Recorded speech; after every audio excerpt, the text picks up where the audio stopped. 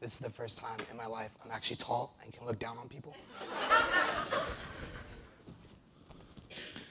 So I would like to start with prayer, if we can. So can I ask everybody to bow your heads real quick? We're going to pray. Dear Lord, thank you so much for this day. Thank you so much for the beautiful weather for the first time in a while. Thank you that we are all here today. Thank you that so many people have been able to come. I ask that for everybody in the audience, we can just release all the distractions, frustrations, any annoyances, anything that is hindering us from listening to this message today, God. I ask that we just all cast it aside.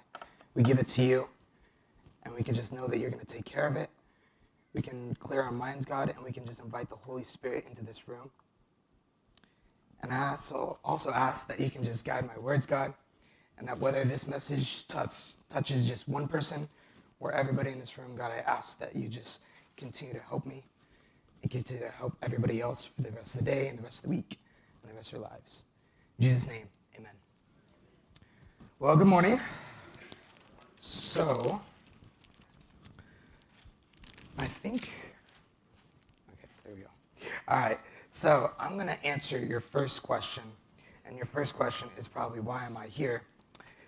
And I'm going to answer that because a couple years ago, when Kevin and Tanya first came, they came to a youth group meeting, and they came over and just, wanted to introduce themselves to all the youth. And so when they came and saw me, they started talking to me. About 30 minutes later, after we exchanged life stories, they said, what do you want to do in your future? And I said, I have no idea. And they said, do you want to be a pastor? And I said, probably not. But Kevin asked at that point, he said, do you want to give a sermon? And I was like, sure. A year and a half went by and nothing. So I was like, okay, well, I guess that's not going to happen. At the end of April, ironically, the week before that, I was actually thinking about that. And he came up to me, I was in the sound booth, and he just asked what I was going to do after high school. I said I was going to go to UNR, and he said he was excited because it was still close to home, so I could still help out with stuff here, which I plan to do. But then he just said if I was excited or nervous or anything, and I said, I wasn't thinking about it yet. I was trying not to. And then he walked away, and I was like, okay, that was kind of weird. But then 5 minutes later, he came back and he said, do you want to give a sermon in 2 weeks? And so it was kind of weird because I hadn't really thought about it. And when he told me that, I said yes, but I had no idea what I was going to speak about. So I sat down and just prayed about it, and I just asked God, I said, what should I say? Because I have no idea. And he said, use your greatest tool, and that was my life. So what I'm going to do this morning, I'm going to share my testimony. If some of you probably have heard it, so just bear with me. But for those of you that haven't, realize that just like everybody else's life, it's not going to be all rainbows and flowers. It's going to be, there's some hard times in there. But I do want to just invite you to listen. I invite you to take notes. On the back of your bulletins, there was going to be notes, but I forgot to put them back there. So there should have been notes back there, and I have notes for you guys after. Once I finish my testimony, I want to invite all the kids up here. Not yet, but after I share my testimony, I want all the kids to come up here, and we're going to do some activities, and they're going to pertain to the lesson, and then we will finish the day out. So, without further ado, I am Darwin Snyder. I was born on August 18th, 1999, in Quito, Ecuador, in South America. A little bit of backstory. Before I was even born, there were some missionaries that went down to Quito, Ecuador, to an orphanage called For His Children. Those missionaries were John and Cindy Snyder from Yerington, Nevada. Along with them, there were some other directors of that orphanage named Clark and Melinda Vaughn. And they took care of all the kids that came, and some of them had disabilities, some of them didn't at the orphanage, but they took care of them the best way they could, and they did it through the love of God. And before I was even born, my parents, now John and Cindy Snyder, had 3 biological kids. They had Stephen, Sarah, and Jonathan, who have all kind of grown up in Yerington, grown up in this church. Some of you probably know them. But once they went down to Ecuador, when they felt called to go down, I think in 1997, I think is around there. I might not be right on my dates, so probably ask them afterwards. But they went down there and they adopted their first little girl from there. Her name was Alita. And I never got to meet Alita because Alita passed away before I was even born. But Alita still taught me a lot, even though I never met her. All I know about her is she had some disabilities, and she was a huge joy, as you can see on her face. And she passed away right after turning 2, just a little after turning 2 years old. She passed away. And it really rocked my parents a lot. And to this day, there's anywhere around her anniversary of her birthday, there's still a little pain, But she's still working in our lives today. The second child that they did adopt was Michelle, and I did get to meet her. Michelle had severe cerebral palsy. She couldn't walk, couldn't talk. She needed a feeding tube to eat. She could barely move. But whenever she was there, she was always bringing joy to the family. One of my favorite memories of her was when we were back living in Yerington. My mom and Michelle and I would watch this TV. I think it was the Home and Gardening TV channel. But whenever it came on, there was a theme song. And Michelle loved that theme song for some reason. And she would start dancing to it. And like I said, she couldn't walk or move barely, so it wasn't dancing. It was kind of just like bopping to the music. But she would do that as soon as that song came on. My mom would start dancing. I would start dancing. My dad would come in. He would start dancing. It was a happy little family. And all because of this little girl who couldn't move. She couldn't do anything. She couldn't walk. She couldn't talk. She couldn't eat. Like I said, she needed a feeding tube. And when she passed away, it really affected all of us. Because this little girl, I think she was 6 years old when she passed away, brought so much joy to everybody in our family, and not just our blood family. In Yerington, in Ecuador. And we couldn't understand why God would take such a beautiful little child away so soon. Sorry. But that was kind of the point. I think it was eye-opening for all of us to realize that God has a purpose for us, and he's not going to bring us home until we're done fulfilling our purpose. He's not going to bring us home just yet until we've done everything that we need to do here on earth. Unfortunately, he takes some kids a little too early. He took Alita before I even met her. He took Michelle before I was finally adopted. And it rocked everybody's faith. Because how could a God that we believe in take away two amazing little kids before they grew up with us? If they were still alive, even though they're not alive, I'm still the little baby in the family. And they would have been older than me. I think Michelle would have been 23. Or maybe Alita was 23. Michelle would be 21 or something. But I never got to grow up with them. And I couldn't realize, why would God do such a thing? Why would he take away those two little girls? But as I grew up and I started asking questions about it, I realized that even our purpose, as small as it is, whether it's 2 years or whether it's 100 years, he still has a purpose for your life. That's the lesson today, is purpose. Trying to find our purpose. What does it mean to find the meaning in life? What does it mean to find your calling? I'll backtrack a little bit. Before Michelle passed away, I think it was 2002, was when my parents, John and Cindy Snyder, decided to adopt me. And that process was a little crazy. When I first came to the orphanage, the first person I met was my mom, Cindy.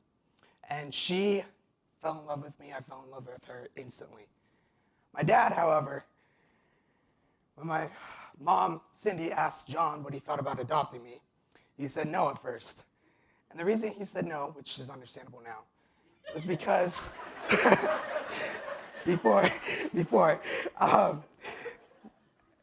was he had just had a little girl pass away.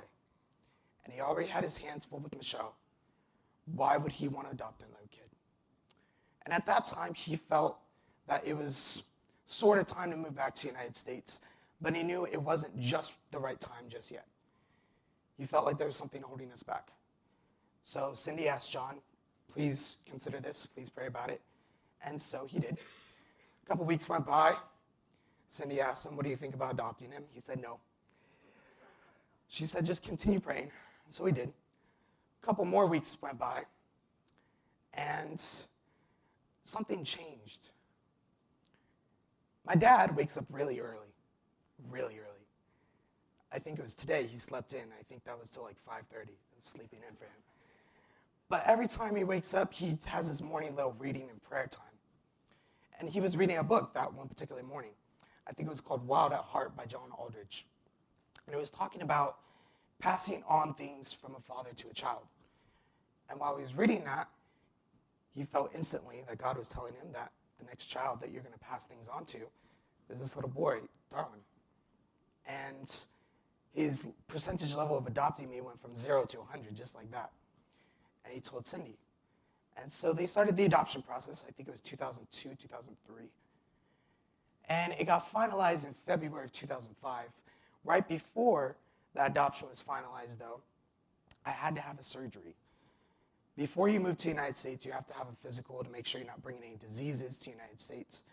And so the doctors, they went through the physical examination, tried to see if there was anything wrong, and they found that there was one thing wrong. There was a little hole near my aorta of my heart that was open. And it should have closed as I grew up, but it didn't. And so the doctors decided, you need surgery, you need to go in there and close it. And so the surgery was successful, but there was a side effect. When they pulled the oxygen tube out of my throat, it damaged the vocal cords, which is why today my voice is so scratchy and soft. And the burden of that and the burden of knowing that I was an orphan was kind of, it played a toll on my life for a long time. But, I accepted it. There was nothing I could do about it. And so in 2005, the adoption was finalized. We moved to the United States, back to Yerington officially. My parents went back a little while later after 2005 to finalize the adoption of their fourth and last child, Alex. And Alex has been a joy in our life as well. She had severe cerebral palsy. Most of you probably knew her. She sat in the back there. She graduated from high school 2 years ago, I believe. She's living in Reno now with a foster care system program sort of thing. So that was our family. The family of 9 turned to the family of 7 when the 2 little girls passed away. And so I started my new life in Yerington, 2005.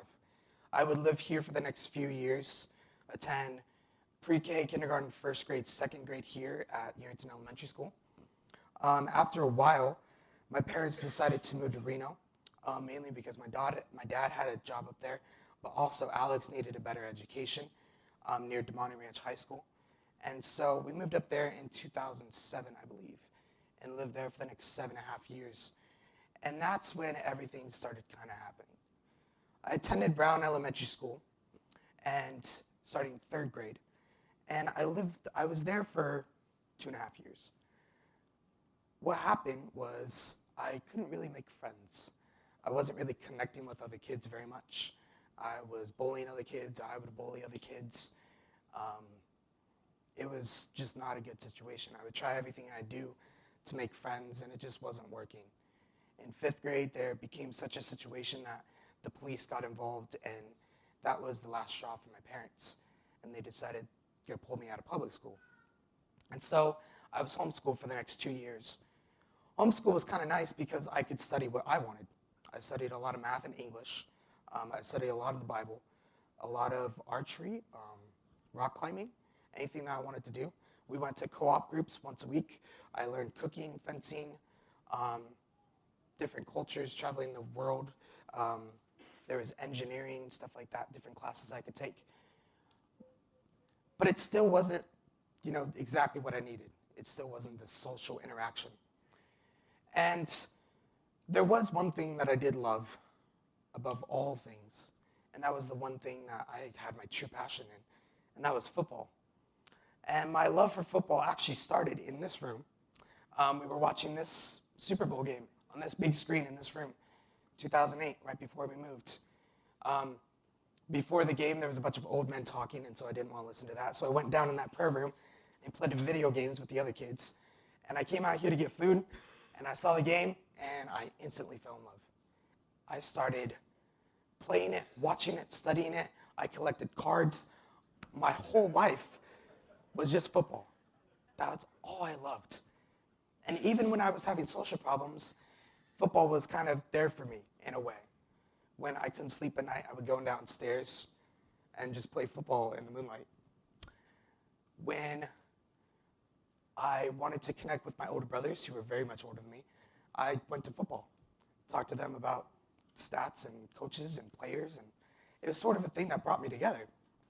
So it was a great passion of mine, and I loved it. I loved it all up until sophomore year. But homeschooling went well. But after 2 years, we decided we needed a little bit of a change. And so my parents decided that I needed to go back to public school. And so I think this is actually 7th grade when I went back to public school. I haven't grown since then.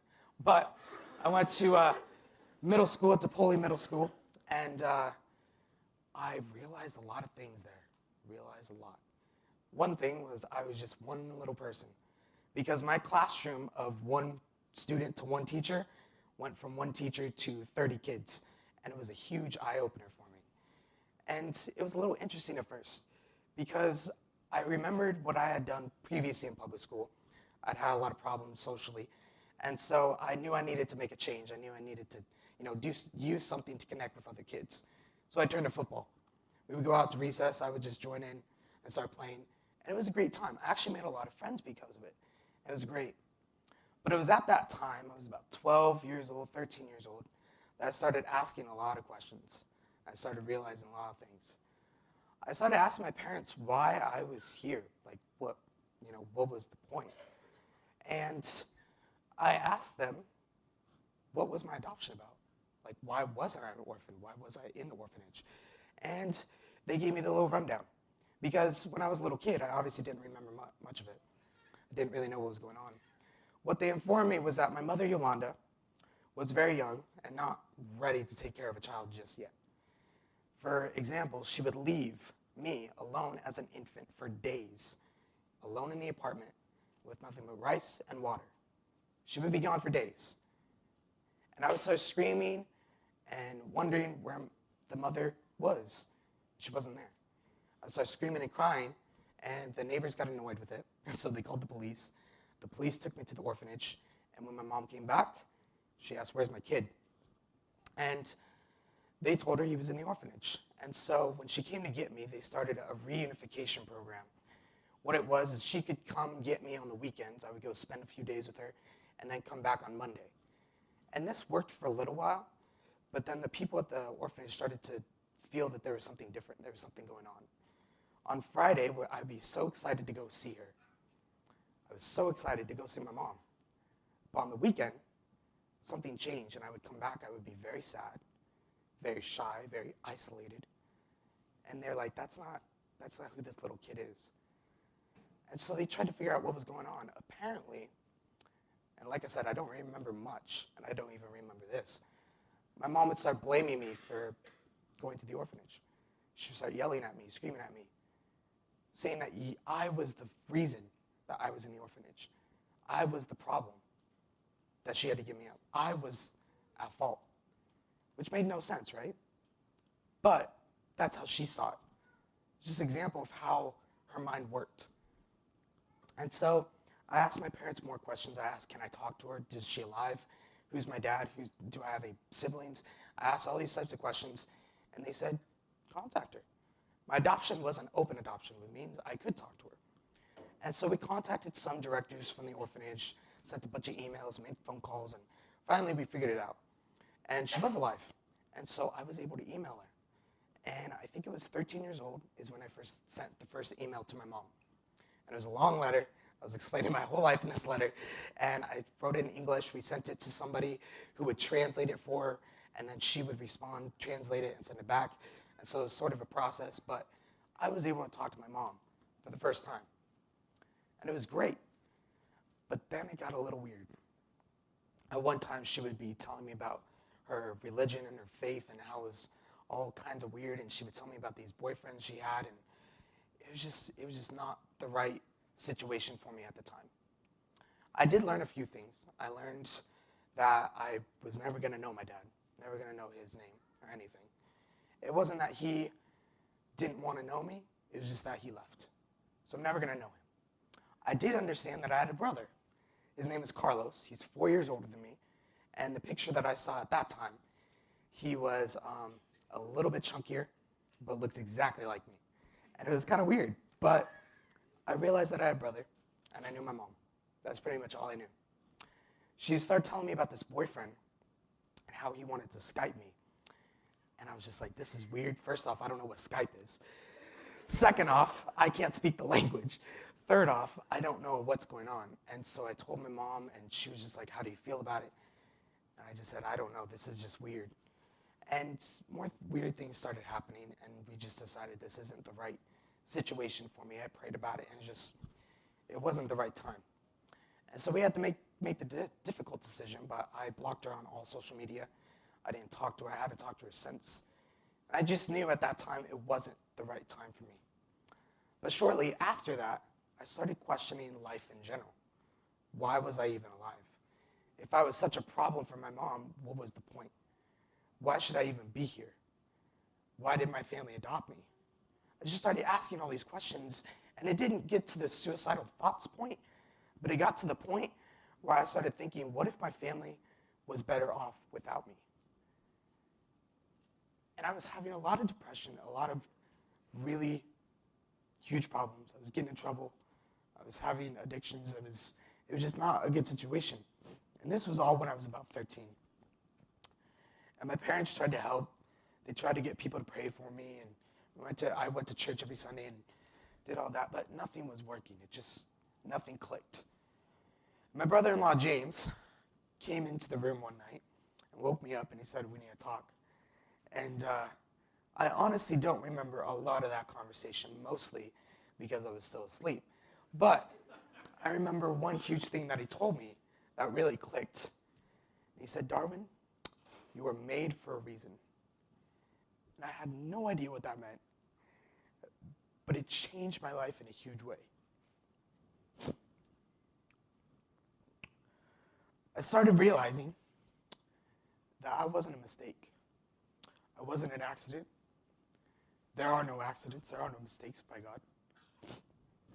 No matter how many times we don't want certain people in our life, they are there for a reason.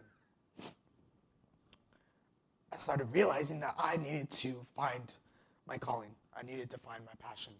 I thought it was football at the time, and so I kept going with it. And continued on. I loved football. 8th grade came. I made a lot of friends. Had a lot of memories. And then high school came, my freshman year.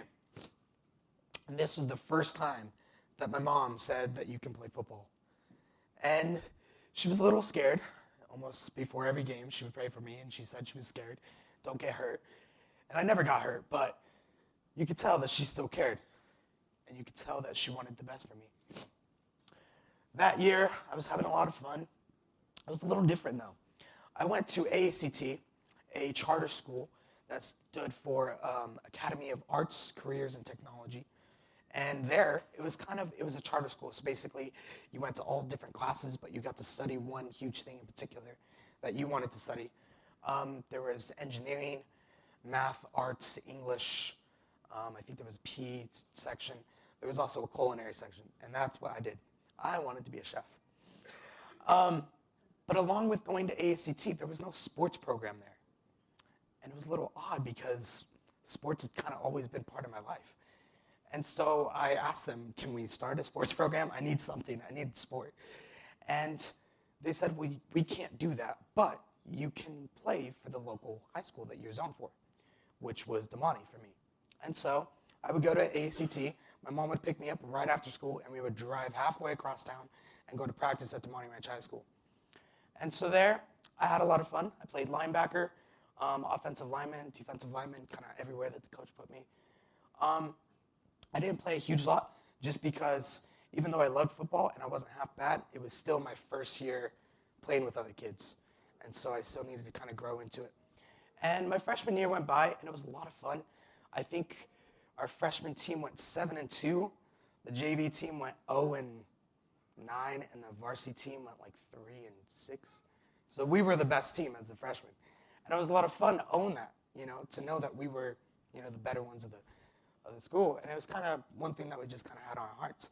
And the last game came, and it was against Galena, our rival school. And I had a lot of excitement for this game because it was my last game for my freshman year.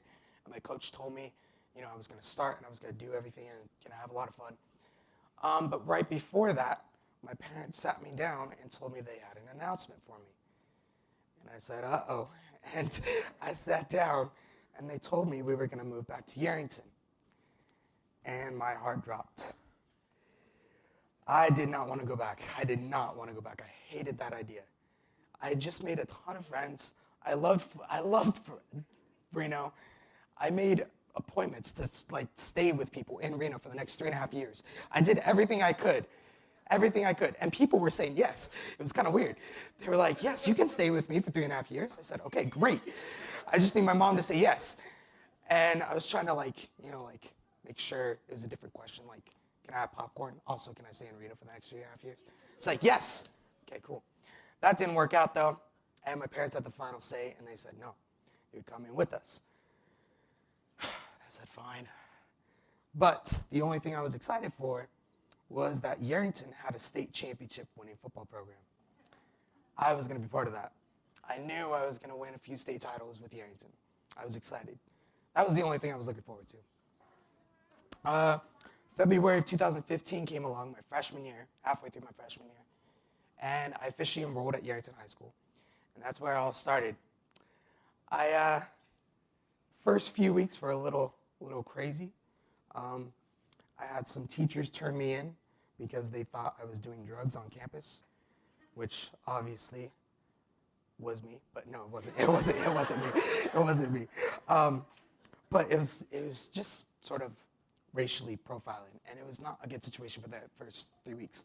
But then I got involved with baseball, and I met Coach Engel and Coach Les, and had a lot of fun. And I loved it. And I decided it might not be too bad here. And summer came. I decided to work on the family ranch and try and see if I could find another job around town and get ready for football. Started the summer weights program. I met the coach, went to a couple camps. He was excited. He said, "You ready? We're going to put you on varsity right away. I'm going to give you all this stuff." And I was like, yes, let's go. But then my back started hurting. And I went to my mom. I was like, "Mom, my back hurts." And she's like, "Take some pills." And I was like, "Nope, didn't work. Already tried it." She's like, "Put some icy hot on it." "Nope, already tried it. Didn't work." She's like, "All right, let's go to the doctor." And so we went to the doctor, who informed me that at the age of 15, I had 2 herniated discs. My L1 and L2 were out of place. They were not where they were supposed to be. And he told me that at 15 years old, I had the back of a 50-year-old. And if I were to play football, I had the chance of paralyzation. And so that ended everything. Everything that I loved in football, my passion, was just stripped away. It was gone. I was like, I didn't know what to do. I had no idea. That's how I felt. I was like, everything I loved in it, everything I loved in the game was just gone. It was gone. Couldn't understand it. And I was like, this is like losing a sister. It's gone. Why?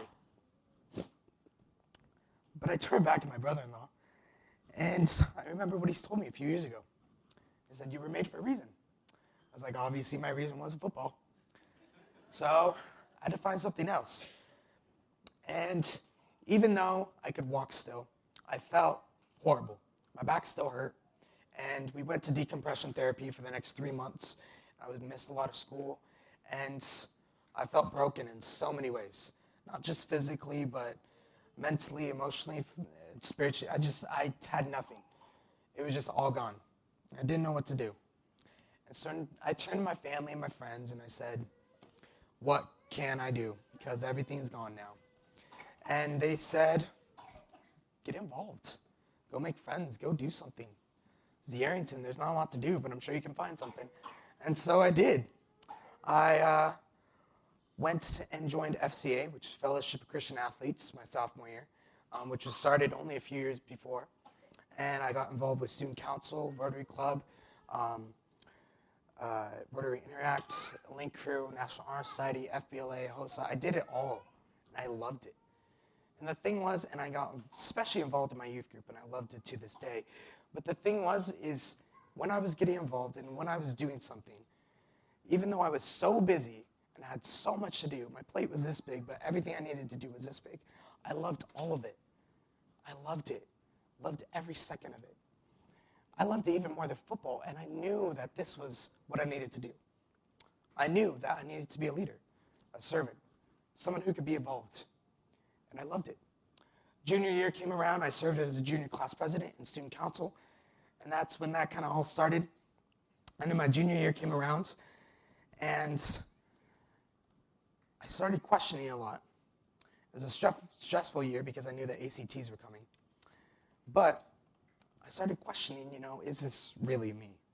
Am I really the type of kid that would turn away from football, have it stripped away, and go to being that involved kid? Is that really who I was to become?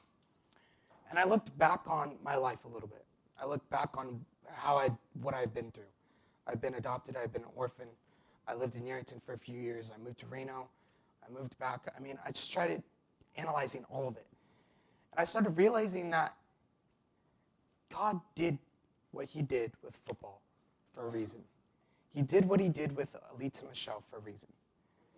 Even though those reasons were awful and horrible at the time, he did it for a reason. He had a purpose behind it. It was a big part of his plan. And I didn't know what the plan was. I still kind of don't to this day. But I know that he was going to take care of me.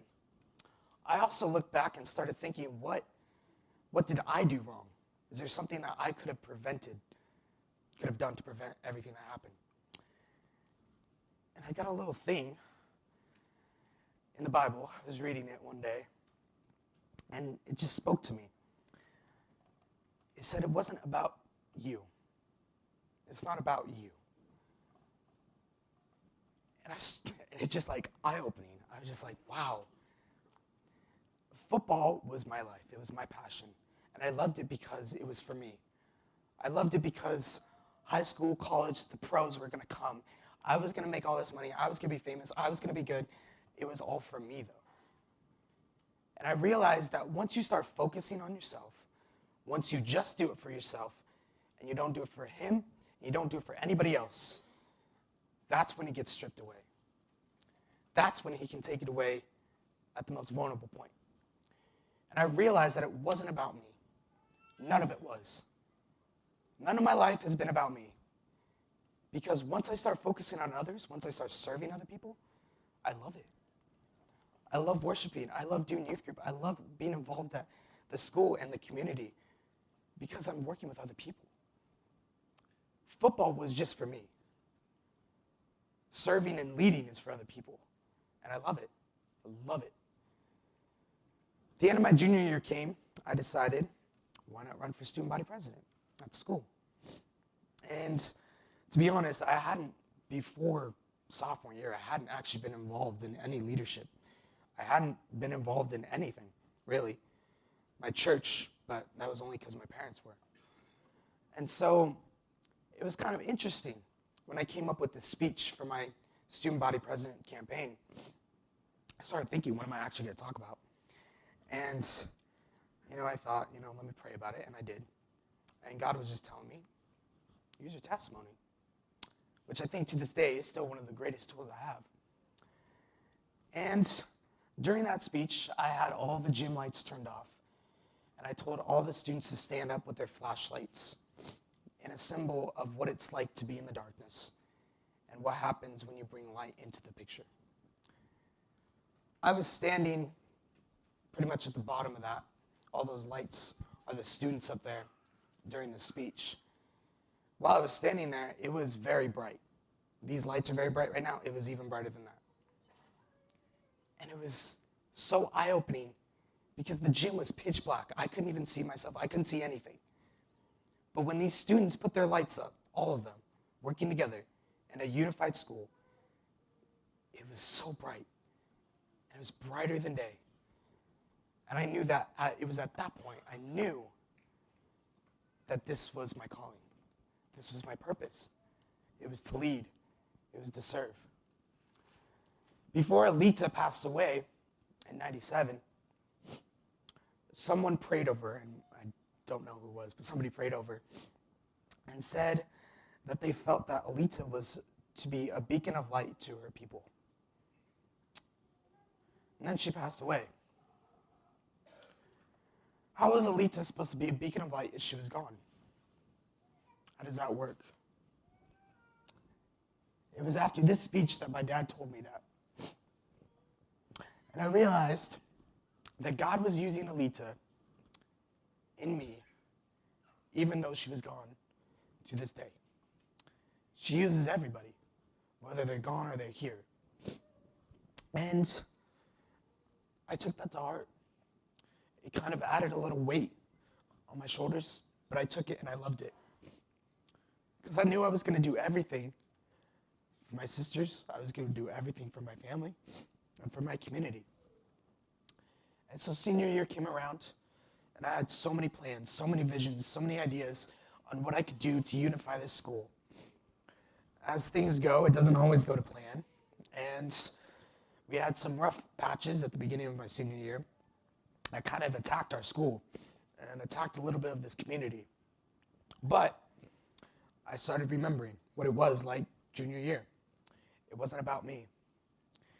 And I started working with other people, and we unified the school in so many different ways. We came up with programs, committees, activities, and I think to this day I can say that our school is unified, a lot more unified than it was. And so many people have told me since then that I made a difference in our community and in our school. I don't think I really did. I didn't do much. I just surrounded myself with others, with people who are willing to help me. And so senior year is coming by. It's gone fast. We got 9 more school days. And what now? What now? So I started thinking about my future. What am I going to do? And like Kevin was saying, so many people have told me that I should become a pastor someday. Right now, I'm not feeling it, but I know that he has the plan. I know that he's going to take care of me. I don't know how I'm going to pay for next year. I don't know what I'm going to do. I don't know how it's all going to work, but I know he's going to take care of me. He's not going to let me down. He's going to take care of me through the lowest of lows and the highest of highs. And so I started thinking about this sermon, and I decided that the common theme was purpose. I decided, let's talk about purpose a little bit. Because a testimony can only do so much. Whether you guys learn anything from that or nothing from that, you can only learn so much from a testimony. So I wanted to look in the Bible. What does the Bible say about purpose? And so, if you have your Bibles, if you don't, you can look at the screen. Could you please turn to Jeremiah 1? And we're going to look at verses 4 and 5.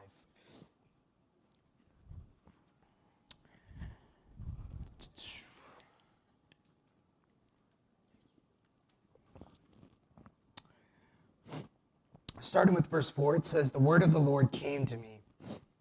I chose you because before I formed you in the womb. I set you apart before you were born, and I appointed you a prophet to the nations." God had a purpose for Jeremiah. He has a purpose for me. He has a purpose for you. He selected you. He knew you before you were born. It was kind of interesting to wrap my mind around that, but he knew me before I was even born.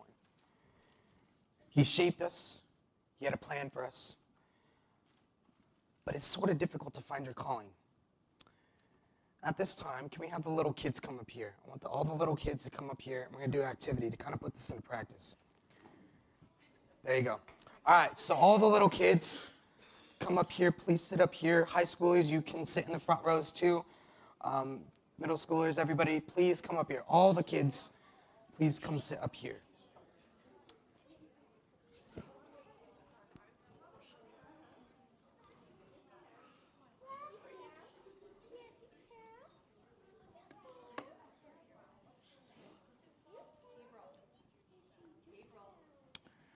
All right, so kids, can you look at me real quick? Okay, so I'm gonna need your guys' help, okay? We're gonna do 3 different activities. Okay, the first one, I'm going to need 4 volunteers. You, and you. Okay, come up here. Caitlin, can you please come up here? Oh, we need the other bowl too. There was another one in there. I promise. Okay, so the 4 of you, I need you to come here. And what you're going to do, we have a bowl of ice. And actually, you guys can come down here. We're going to come down here so everybody can kind of see.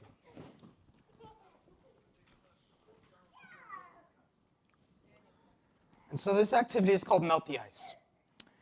And what these kids are going to do, they're going to have a few seconds to try their hardest to melt this ice without touching it. Okay? You're going to do everything you can to melt this ice, but you cannot touch it. Got it? So you guys are going to be on a team, and you guys are going to be on a team. Can I have that bowl? And we're going to put it here. Okay, so you guys kind of have even amount. Okay? So when I say go, you two are going to work together the hardest you can to melt the ice without touching it. Got it? Any questions? No. Can we breathe on it? You can breathe. You can't touch the ice. That's the only rule. You guys ready? You understand? You understand? Yes. Okay, go.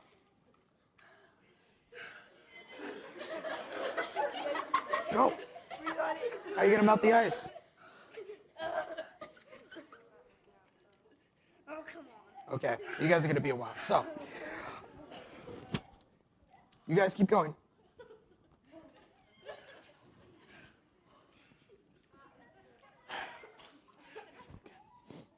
Is it working? You gave up.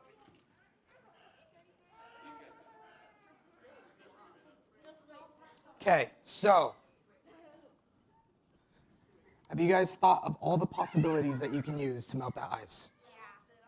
You would sit on it? Yeah, that probably wouldn't work. You can, no, don't sit on it. Okay, so, what if I told you you could touch the ice? What would you do? Hold it in your hands? How would that work? Why would that work? Oh, heat? Okay. So, go ahead and try it and use your hands. Can I have the utensils?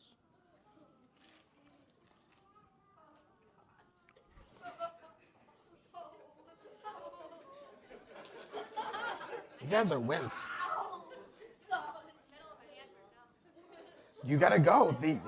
You guys are against each other, so you can get it first.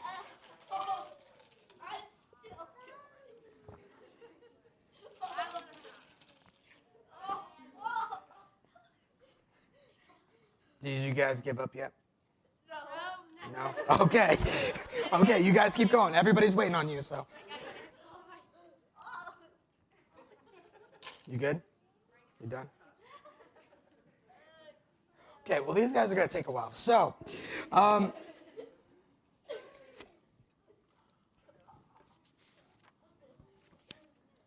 you guys done yet? No? If you guys are late to lunch, it's your guys' fault. Just saying. Nothing? Nothing yet? Excuse me, buddy.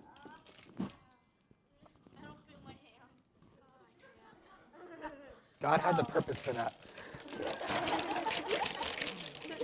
Got nothing yet. Dude, there's no water in there at all. It's just ice. Okay, well, I have a proposition for you. What if I give you a tool to use to help? Okay? I have a fork, I have a knife, and I have a spoon. I'll take the knife. I'll take the fork. Knife, please. I'm going to leave them here, and you guys can fight to the death over them. Okay, so you want the knife. How would the knife help with this? I don't know. I'm suggesting. Frank, how would the knife help with this? Hitting it, crushing it, Breaking it apart. So breaking it apart into more pieces. Okay? So it'll melt faster. That's good. Okay? You said fork. Why did you want a fork? I guess also To cut in half, okay. And you said spoon. Why do you want a spoon? so you can like scoop up a piece and so do like with the hands, but not with the hands, so you can like hold the bottom of it. Okay, all right. And what do you want? Do you know? Do you want to just use your hands? You can still use your hands if you want. Okay, so I'm going to give you a fork. I'm going to give you a knife, and I'm going to give you a spoon. And you guys are going to try it. Keep going. So keep going. See if you can melt the ice real quick.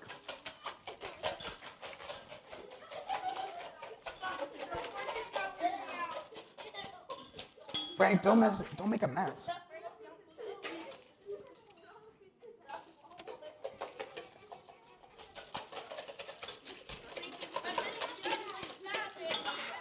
Frank.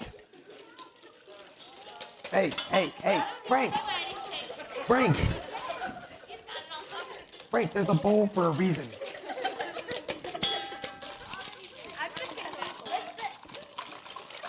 Hey, wait, Frank. Okay. All right, hold on. All right, stop. Stop. You are a crazy little boy, aren't you? All right, so I have another job for you, and it's gonna be your job. So your job is to use one of these tools to move all the ice in this bowl to that bowl. Which tool would you use? The spoon. Why? It can scoop things up. Why not the fork?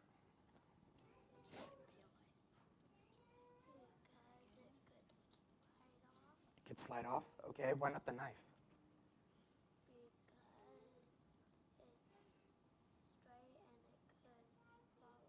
It could fall off. So I'm going to give you the knife, and you're going to try this, and see if you can move the ice from that bowl into that bowl.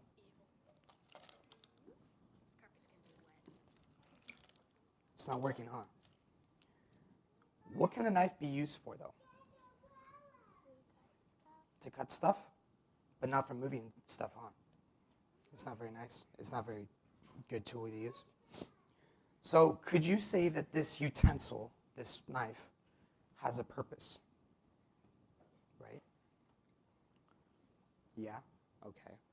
So you guys can go sit back down real quick, and we're going to move on to the next activity. But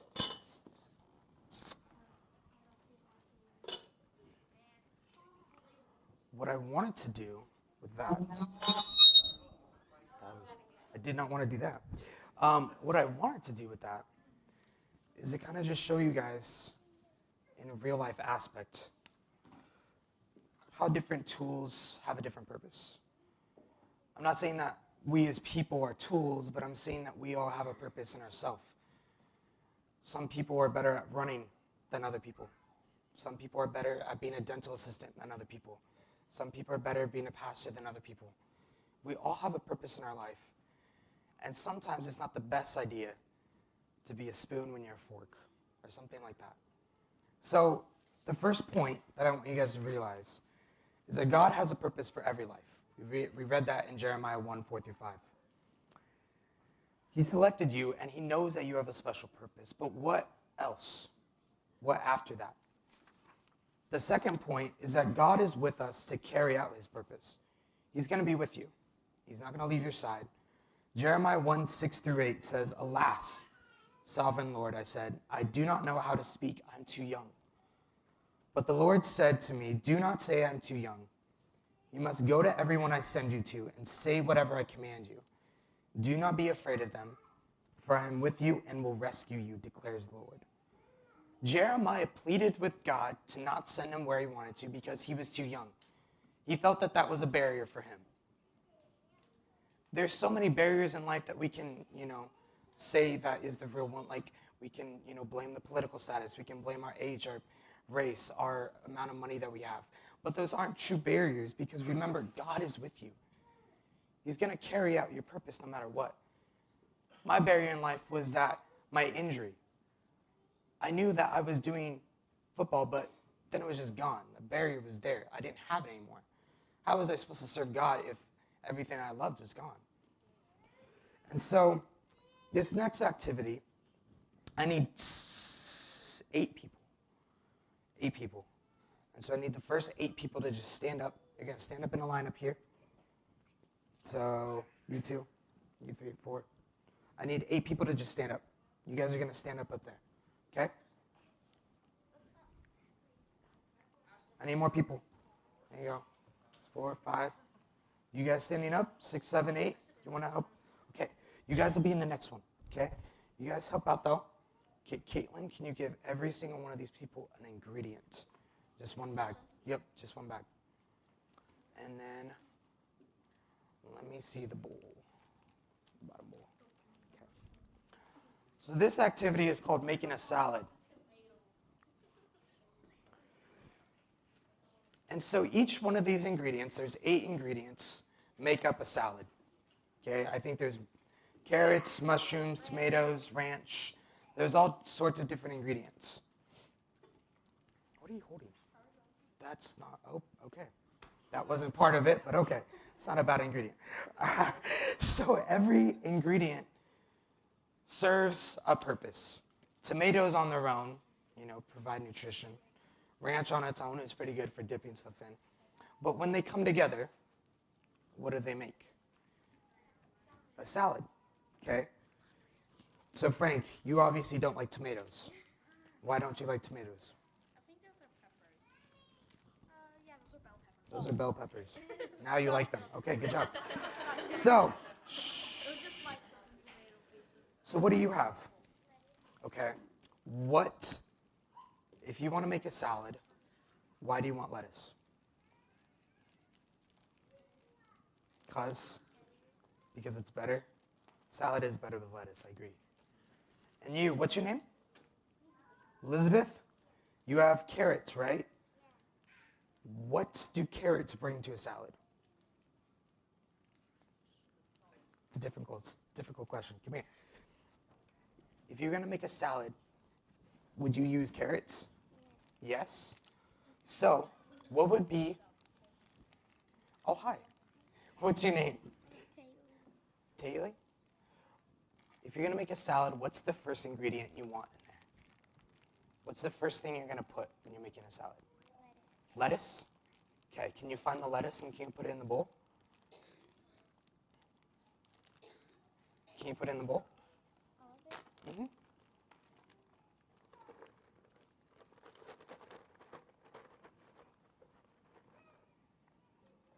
right, good job. That filled the bowl. I did fill the bowl. What is the next ingredient you're going to put in? Carrots? Yes. Did you want to put the carrots in? Yes. All right, can you open them and put them in there?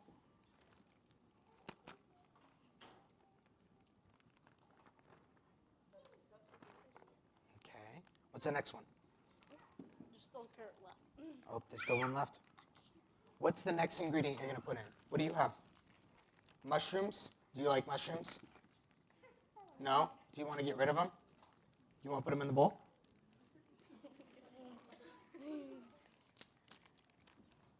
Same thing I do if I had tomatoes. Do you want me to tell you a secret? I don't like mushrooms either. Here, let's open the bag. I used to like mushroom soup. Cami, what do you have? Broccoli? Do you like broccoli? All right, do you want to get rid of it too? All right, come bring it over here. I like broccoli soup.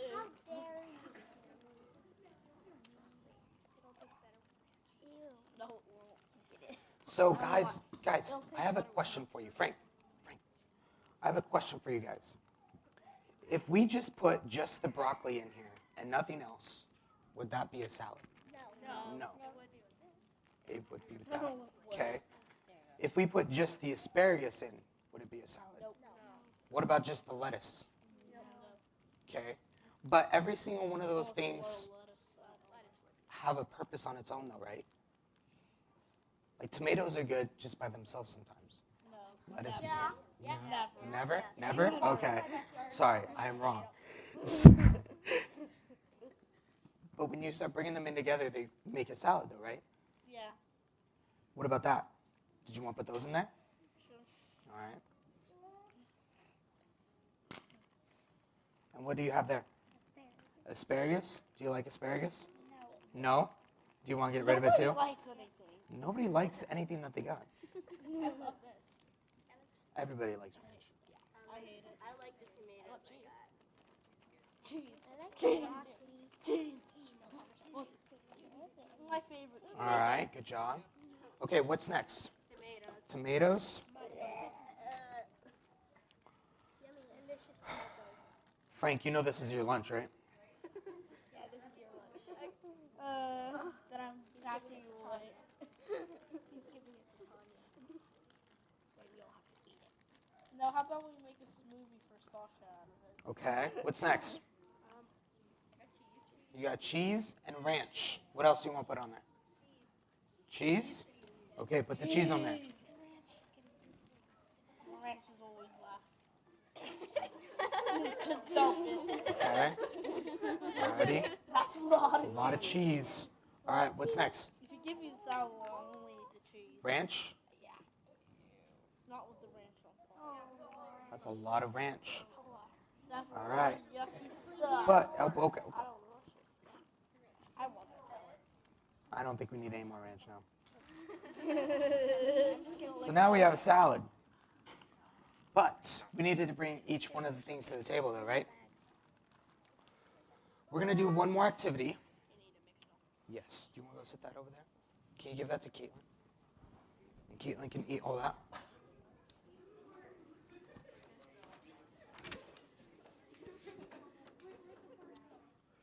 So if we go back to the verses, one last thing is the third point is that God equips us with what we need to carry out his purpose. Jeremiah 1:9 through 10 says, "Then the Lord reached out his hand and touched my mouth and said to me, I have put words in your mouth. See, today I appoint you over nations and kingdoms to uproot and tear down, to destroy and overthrow, to build and to plant." Everyone needs a touch from God. I needed a touch from God when he took away football. I needed that to happen to me. It was necessary. If that hadn't happened, I probably wouldn't have figured anything out. He promises us that he's going to take care of us and that when we use his words, everything works out. And so if we all know that, if we all understand that today, everybody in here a believer, why is it just us? If you look around, there's a lot of empty seats. And I know some people left, but there's a lot of empty seats. In a church, I feel like it should be like Easter every single week. We should run out of chairs. People sitting in the aisles, sitting on the stairs. And yet we have so many empty seats. If we got it all figured out, and if we know everything, if we know our purpose today, why is it just us? Why don't we bring anybody else here? Can we do where's Caitlin? The last activity. We need the last activity. This last activity, I need everybody's help. And I have some fish.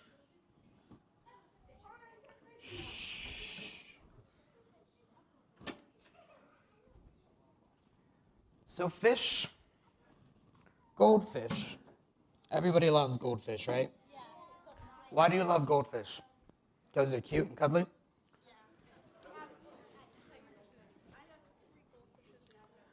But a goldfish needs water to live, right?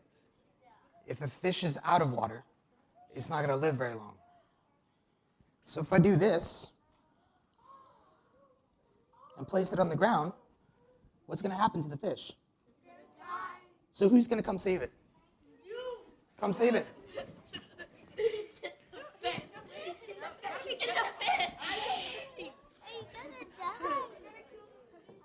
Okay, go sit back down. Go sit back down. Go sit back down. Shh, hey, go sit back down. Let's come sit back down. We'll look at the fish in a minute. Hold on. We'll look at the fish in a minute. You monster. Fish killer. Although it would be tasty. Are you wicked awesome? Bigger. You are wicked awesome. Bigger, it'd be tasty. Yeah. So I have a question. Fish out of water. Why did you want to save that fish so bad? It's a living thing. Okay? Look at all these people behind you. All those people are living things, right? Some. But they're all living things. They all need something to be here this morning, right? They need God in their hearts. If you care so much about this fish, why don't you bring anybody else here? These fish need water to live, right? Don't people need Jesus to live? So why don't you bring more people here? There's one lesson you can take away from today. It's that. Fish need water to live. If we're going to live the eternal life, we need Jesus. And I'm going to say right now, a lot of people need more Jesus in their life. Outside of this church. Next week, I hope that we run out of chairs. Next week, I hope that there's people standing in the aisles because there's not enough seats. I hope that there's more people than have ever been here before, but that's not up to me. That's up to all of you guys. You guys have obviously figured something out. You know that you have a purpose. That's why you're here. You want more of it. What about those people that haven't gotten any of it? I know we went a little long today. It's 11:40. But I think we accomplished a lot. And like I said at the very beginning, if there's just one person that realized something today, is that we need Jesus to live. I need Jesus to live. I wasn't going to run very long on football. I wasn't going to run very long being an orphan. It wasn't going to happen. God needed to touch my life. Had he not been in my life, I guarantee I would not be here today. All those instances, all those events, they were all him. It was none of my doing. I'm sure there's instances and events in your life that God has done. Realize that he has a purpose for you, and you are not a mistake. You are not an accident. No matter how many times you may think that, no matter how many times you feel like you're alone, I guarantee you that he's there with you all the time. You guys can go back to your seats, okay? We can play with the fish after.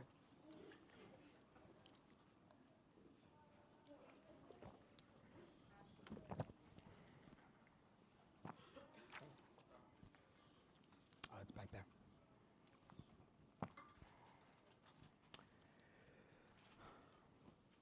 Our lives are not about what we can do for God. Jesus came to do his Father's will, and at the end, he said, "It is finished." Your task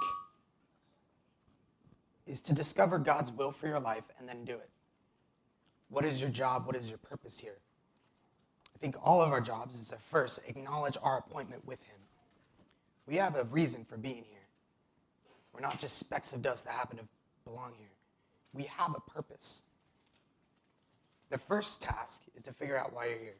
So accept him first, and then figure out why you're here. Third is then to go bring more people here. Because like I said, that fish isn't going to last long out of water. And whether you go up to somebody after church to say today who wasn't here and say you're a fish, bring them here. This is so great this morning, but more people need to be here. This church isn't going to last long this way. More people need to be here. I want you guys to realize that. And I ask that you realize that and make sure that you're following out your calling. Your calling may change. That may be part of his plan. Mine sure did. But remember that he has a purpose for every single one of your lives. Thank you. I think I'm done. Did you want me to do any more?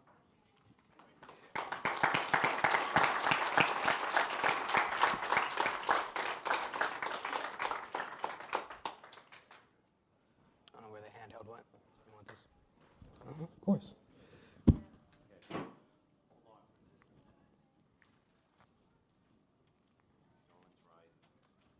Really running over today. You might miss the Pioneer Crossing buffet. I don't know. This season. But I got a lot out of that today. It's really good. And I just wanted to share real quick, and I just want to share this with Darwin, that while he was ministering, I just believe the Lord gave me a word for you. Okay. But I really want to say that when he spoke this to my heart, that I just believe it's a word really for all of those that came up here to the front. graduating seniors. It's not just for Darwin. And it's for anybody that wants it. That's the way the word of the Lord always is. Did you know that, by the way? When God gives a word, it's not just private only for that person. If you want to latch on with faith like that woman who said, I'm going to go touch the hem of his garment, just go get it. It's for you. If you want it, you just take it. But you were reading about out of Jeremiah where, out of Jeremiah 1, and where the Lord says, say not I'm a child, but you're going to go wherever I send you, and whatever I command you, you're going to speak it. While you were ministering, I just heard the Lord just speak into my heart, just this theme, kind of like this scripture that just applies to you, that Jesus said that whoever saves his life, he's going to lose it. But whoever loses his life for my sake, he's going to find it. And that you've really found your life in Jesus because you've lost it for his sake. And you've been willing, and you're going to continue to be willing to just keep saying yes to him and no to anything he tells you to say no to, and yes to anything he tells you to say yes to, and just keep going in that direction. And you were talking about Jeremiah, and while you were sharing about that, I just kept thinking about the name Jeremiah, what Jeremiah means. Almost like the Lord was saying, you are Jeremiah. But the name Jeremiah, a lot of times it's translated as the Lord establishes. But what it really means is the Lord throws. And I just heard the Lord saying to my heart that you just haven't understood the football thing. That you're the ball, and he's throwing you. And wherever he throws you, that's where you're going. And the reason why it is sometimes translated, if you look somewhere, it'll say the Lord establishes, is because the Lord throws down the foundation and establishes it. That's why he said, I'm going to throw down these and I'm going to build this up. And he's going to use you, Darwin, to do that. There are going to be things that need to be thrown down and things that need to be built up. And he's going to use you to do those things. It's kind of like what he's saying is, Jeremiah, I'm going to score a lot of touchdowns with you. But you're going to have to go wherever I throw you. And you're going to do whatever I tell you to do. But he didn't give you that passion for football for no reason at all. It's something spiritual, and it's something big in your life. Okay, so anyway, and I do want to say that I always, if I say something like being a pastor, that I'm not telling you that God's saying that, but you got the qualities for it. I will say that. And nobody wants to be a pastor, don't worry. It's something that just grows on you. Keep that in mind. If you do really, really want to be a pastor, probably you're not right for it. But anyway, and another thing I wanted to say, I'm 53 and I got a perfectly fine back, so I think. But anyway, all right, thanks, Darwin. Of course. Thank you. Love you. Thank